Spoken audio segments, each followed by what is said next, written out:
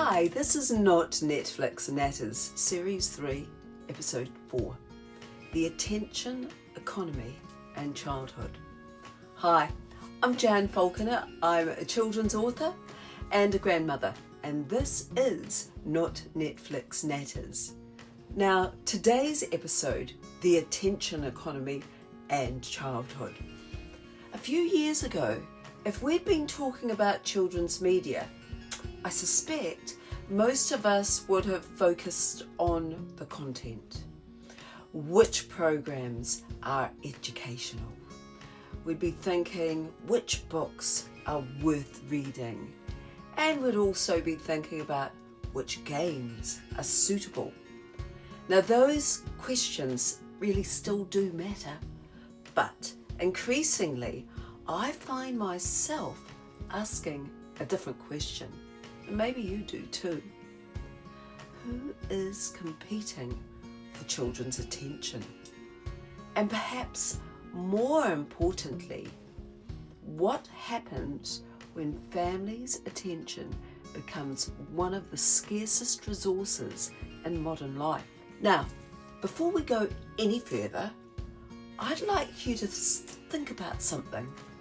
How often have you picked up your phone to do one thing and found yourself doing something completely different for about 20 minutes? You open up your phone to check a message. You see a notification. That leads to a video. The video leads to another, and maybe another.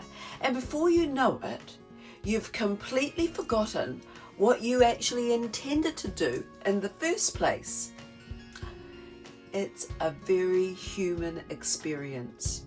We all do it. And it just highlights something important. Attention is not infinite. Back in 1971, the Nobel Prize-winning economist Herbert Simon, I remember him from when I was doing my business studies, he made an interesting observation that feels remarkably relevant today. He said, a wealth of information creates a poverty of attention. In other words, the more information available to us, the more competition there is for our attention.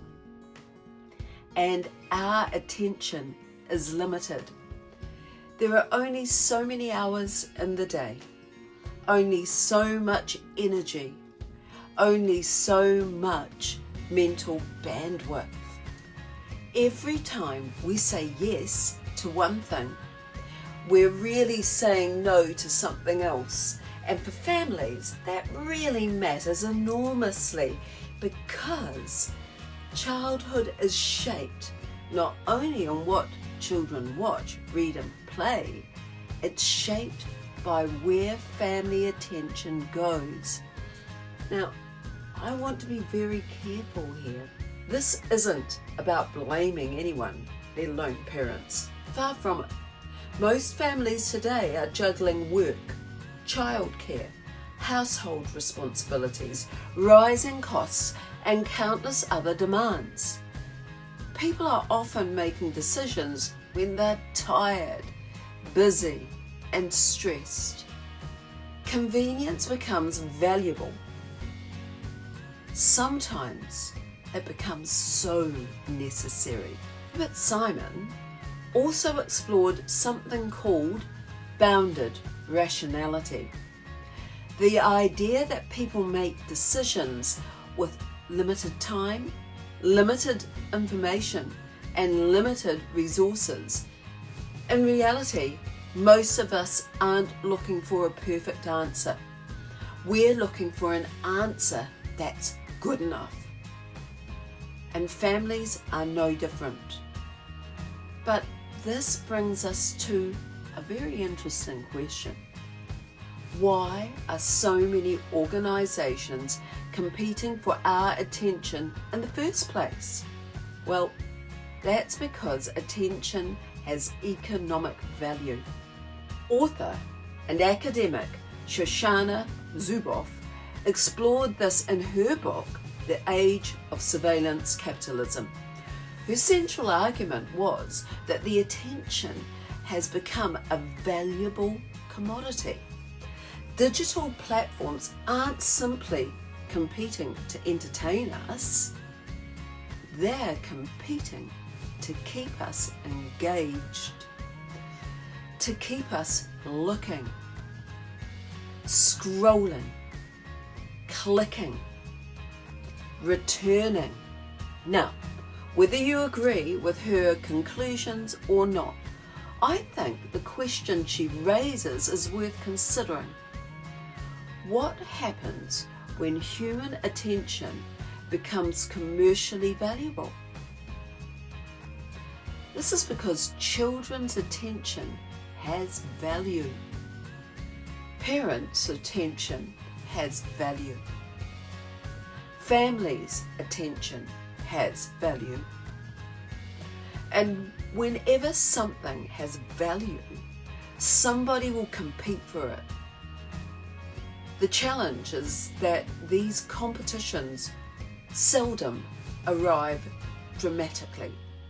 They usually are small. A notification, a suggested video. It's a recommended article, a social media post, a short clip that becomes another short clip, that becomes another short clip, and another. Now, most of these things are harmless on their own, but the issue is cumulative. They're all competing for the same finite resource, our attention. So, when conversations about technology happen, people often take two positions. Some argue that screens are destroying childhood. Others argue that concerns are exaggerated. Personally, I don't think either position tells the whole story. Technology can be wonderful. I know this, I'm using it. Children can learn through it, laugh through it, have fun through it, connect through it. There's so much to explore through it. Many families enjoy programs together and discover new interests through media, through this type of media that we're sharing right now. So perhaps the question isn't, are screens good or bad? Perhaps the better question is this: what are they replacing? That question sits at the heart of Jonathan Haidt's recent work. In The Anxious Generation, he argues that modern childhood has shifted away from independent play, face-to-face interaction, and real-world experiences towards increasingly digital forms of engagement.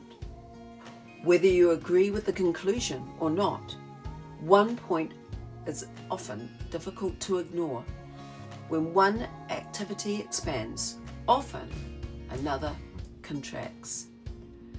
Time spent in one place can't simultaneously be spent somewhere else. If children are spending more time online, what experiences are receiving less attention? Reading? Conversations? Outdoor play? Friendships? Indoor play? Family time? Curiosity? Those questions matter because they bring us back to childhood itself. But I think another researcher offers an important balance here. Sonia Livingstone has spent years studying children's digital lives. Rather than framing this as a battle between technology and childhood, she asks how families can help children navigate digital environments thoughtfully. And I think that's a much more productive question, because the reality is that modern families aren't choosing between a digital world and a non-digital world. No, quite the opposite. We're learning how to live within both. Which brings me to maybe the most important point in today's chat. Discernment. Children will encounter opinions, influences, advertisements, recommendations and information from countless sources. The goal isn't to shield them from every single influence. No, the goal should be to ask them better questions. Who is saying this? What does that mean to you? How do they know? What evidence do they have? Could there be another explanation? What do I think? What do you think? Those simple questions are the foundations of critical thinking. And in a world overflowing with information, critical thinking may become the one of the greatest gifts that we can offer our children. Because ultimately, family culture is still built through small things repeated over time. Conversations, chats, stories, walks, games, library visits, shared meals, bedtime, those lovely stories we share, moments of attention, moments of connection. None of them need to be grand. Their power lies in their consistency. And if you've been following these Not Netflix Natters, you'll know that that's something I return to so often. It's one of the reasons I created Jan Time. Not as another thing for families to do, oh no, but as a simple way to protect a small pocket of shared attention each day. Because attention is where relationships grow. Attention is where conversations happen. Attention is where children learn that they matter. Before I finish, I'd love to hear from you. What do you think competes most for the family's attention? What small habits help your family stay connected? Let me know in the comments below. I read every single one of them. And if you'd like more ideas, stories, and resources to help your children become confident learners, I'd love you to join the club. Simply visit janfalconerauthor.com, join the club. It's completely free, and you'll find Jan Time resources, family activities, updates from Suki, Queen of Cats, and much, much more. If you've enjoyed Not Netflix Natters today, please like, subscribe and share, because every conversation we start helps another family think a little differently about childhood. Until next time, thank you so much for joining me.